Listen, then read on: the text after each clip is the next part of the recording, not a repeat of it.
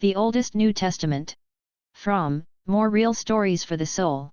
In 1979, 9 burial caves were discovered that had been carved in the rock over 2,600 years ago, during the days when the descendants of David sat on Israel's throne. Inside these tombs were 2 silver scrolls, rolled up and very tiny, designed to be worn on a necklace. They were caked with dirt, and so fragile that no one dared unroll them.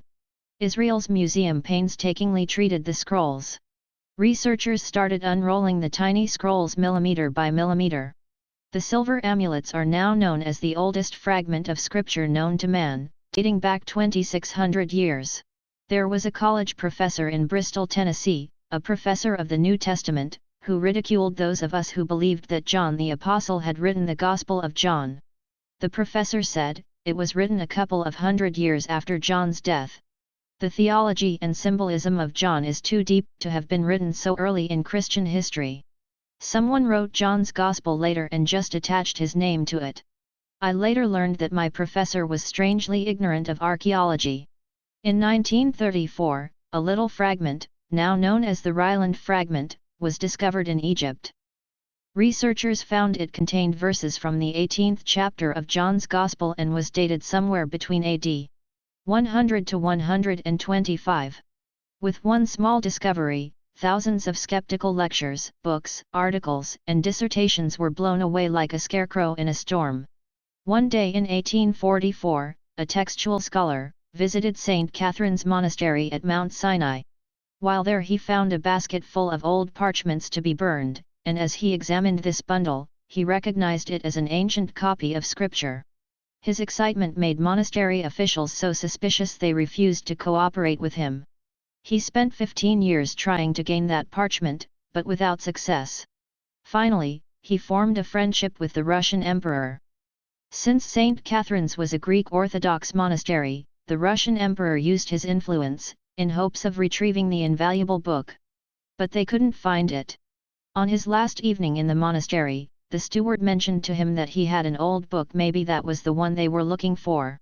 They visited the man's room, and there it was, the Bible, almost all the Old Testament and all the New Testament. The monastery agreed to give it as a gift for the Russian Tsar. The books remained in Russia until after the Bolshevik Revolution.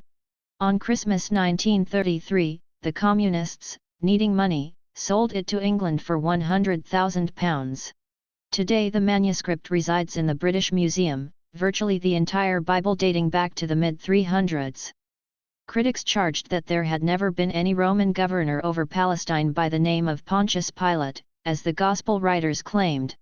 The story of Christ is partly fictionalized, said the so-called scholars. There is no record in any historical documents of anyone by that name. But then a stone excavated in Caesarea from the 1st century contained the name Pontius Pilate, plainly engraved for all the world to see. Amazingly, many scholars of the 19th and 20th centuries doubted the existence of King David. Their objections centered on 2 things. First, the stories attributed to him are too fantastic.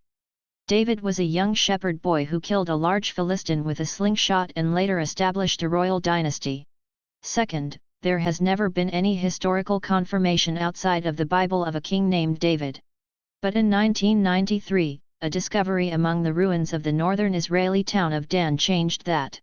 We now have a monument from antiquity inscribed with references to the house of David which confirms his existence. This was the first reference to the personage of David outside the Bible, but as someone once said, did Mary of Magdala run to tell Peter that the tomb was empty? Did he have faith in her? I think not, otherwise why would he have gone to verify her story? Some people will tell you the Bible is fiction, but as you have just seen, archaeologists prove them wrong. Did the resurrection really happen?